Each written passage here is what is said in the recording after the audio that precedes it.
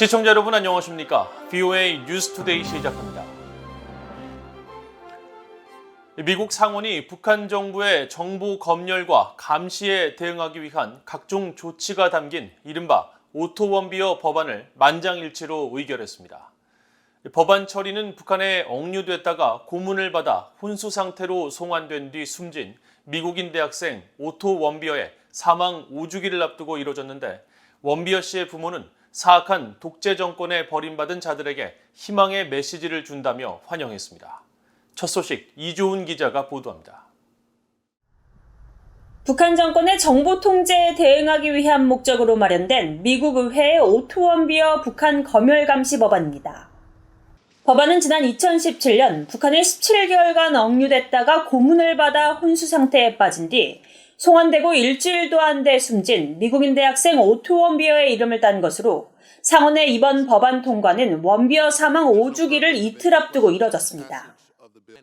공화당의 로포트만 상원 의원과 민주당의 셰러드 브라운 상원 의원, 민주당의 크리스 쿤스 상원 의원이 지난해 6월 초당적 법안을 발의한 지 꼭 1년 만입니다.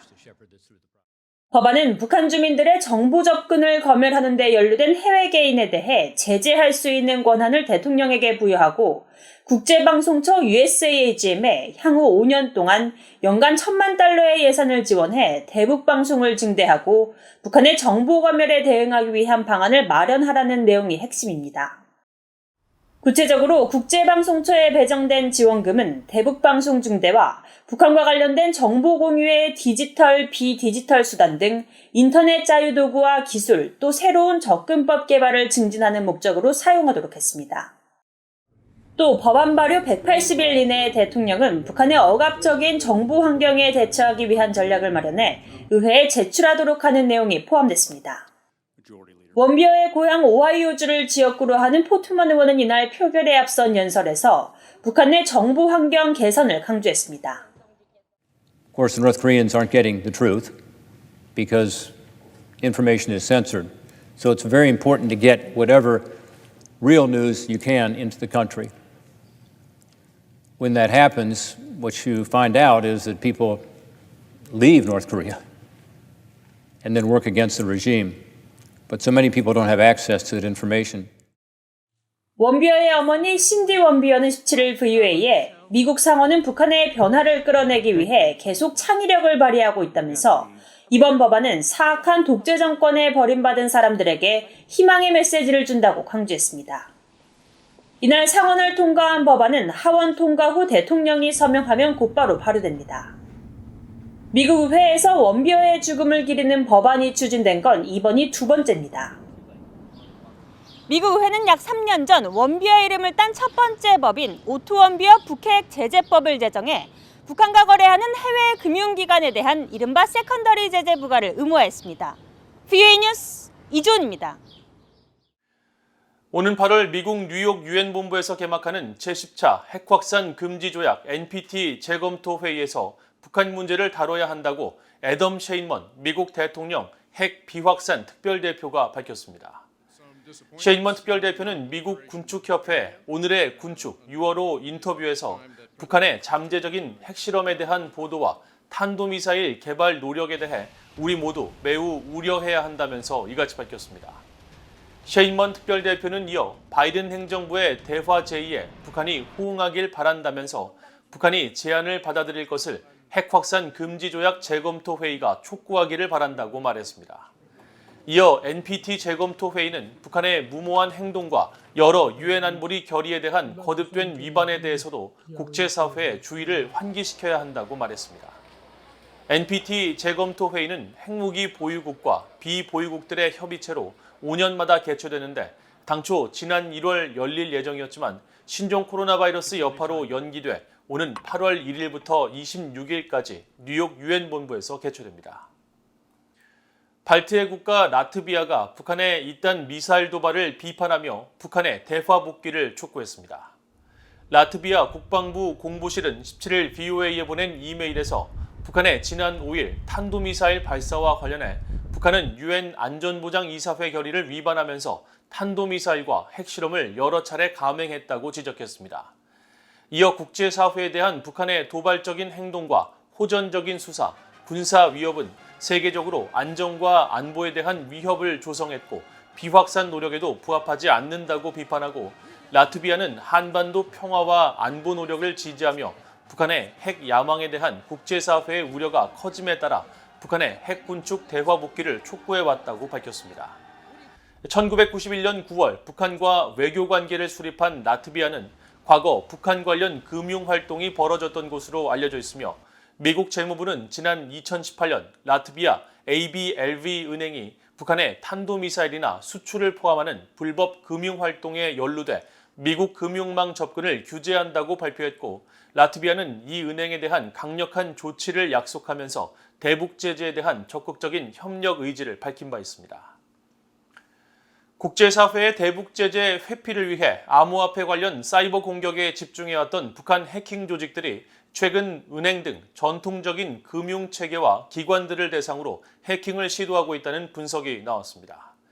최근 국제적으로 암호화폐 가치가 폭락하면서 북한이 외화 획득 창구를 바꾸려는 시도라는 지적입니다. 함지하 기자가 보도합니다.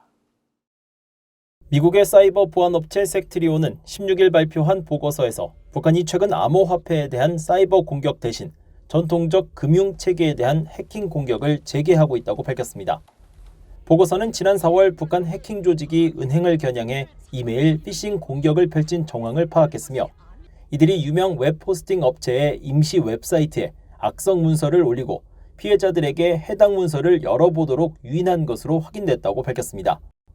또 연구팀이 입수한 무료 위험 분석 보고서란 제목의 영문 해킹 이메일에는 이들이 자신들을 아시아 리스크 그룹 소속으로 소개한 뒤 아시아 지역 내 90여 개 은행들의 자산 위험 수준을 평가했다고 대상자들을 회유하면서 문서를 열면 해킹을 위한 악성 코드가 설치되도록 프로그램을 설계한 것으로 확인됐다고 설명했습니다.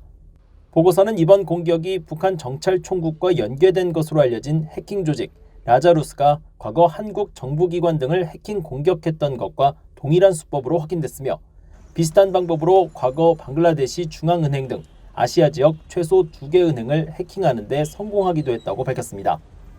보고서는 또 암호화폐 시장 붕괴 조짐에 따라 은행 등 전통적 금융체계에 대한 변칙적 사이버 활동이 크게 증가했다면서 이는 북한을 포함한 해킹 조직들이 이미 전통적 금융체계를 다시 해킹 표적으로 삼기 시작했으며 향후 이를 더 확대할 수 있음을 의미하는 것이라고 지적했습니다. 이에 대해 미국의 사이버 전문가인 매튜하 발렌스 글로벌 연구원은 북한이 전략적 우선순위를 바꾸려 할 수 있다고 분석했습니다. Cryptocurrency theft and gaining it is one means just to a broader objective of enhancing the regime's broader strategic gains, and I think that's something that they're considering not just in the short run, but definitely in the long run as well. Obviously, this is a trend that we need to continuously observe because I think this is just an onset if it is occurring. 매튜하 연구원은 은행 등 전통적 금융기관들은 이미 국제적 금융체계 안에서 다뤄지고 있기 때문에 인터넷을 기반으로 익명성이 장점인 암호화폐에 비해 해킹을 통한 자금 탈취가 쉽지 않다고 지적했습니다. 그러면서 북한은 암호화폐 시장이 정상화되면 다시 암호화폐 탈취에 나서거나 장기적으로 다른 사이버 분야 자금 탈취 대상을 찾아 나서려 할 수 있다고 전망했습니다. BOE 뉴스 함지아입니다. 최근 유엔 안보리에서 북한의 잇단 탄도미사일 발사에 대응한 새 대북 결의안이 중국과 러시아의 거부권 행사로 부결된 데 대해 이번 채택 실패가 북한을 국제규범에 더 가깝게 데려오려는 조정되고 협력적인 노력의 전환점이 될 수 있다고 미국 의회조사국이 밝혔습니다. 의회조사국은 16일 갱신한 북한에 대한 미국 경제 제재의 법적 근거라는 제목의 보고서에서 이같이 밝히고 린다 토머스 그린필드 유엔 주재 미국 대사가 몇 주 동안 유엔 안보리 이사국들과 협상을 진행한 뒤 지난 5월 26일 신규 대북 제재 결의안을 표결에 붙였지만 중국과 러시아는 협상 초기부터 결의안을 지지하지 않았고 결국 거부권을 행사했다면서 북한 위협에 대한 국제사회의 향후 대응 방향이 달라질 가능성을 제기했습니다. 윤석열 한국 대통령이 6.25 한국전쟁 전사자 관련 보훈 가족들과 국가 유공자 130명을 초청해 오찬 행사를 갖고 국가를 위한 희생과 헌신을 기억하고 계승할 것이라고 강조했습니다.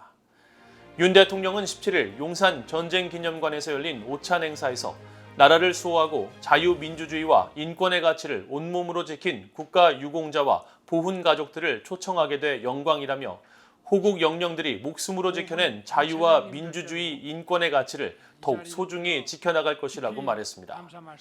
이어 국가를 위해 헌신하고 희생한 분들을 국민과 함께 기억하고 그 정신을 책임 있게 계승하는 것이 국가의 품격이자 나라의 정체성을 세우는 길이라고 강조했습니다.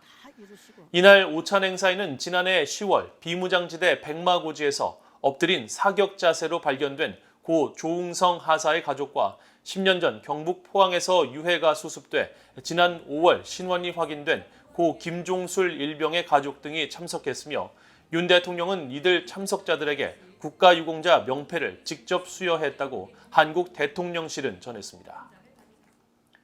이상으로 BOA 뉴스투데이를 모두 마칩니다. 시청해주신 여러분 고맙습니다.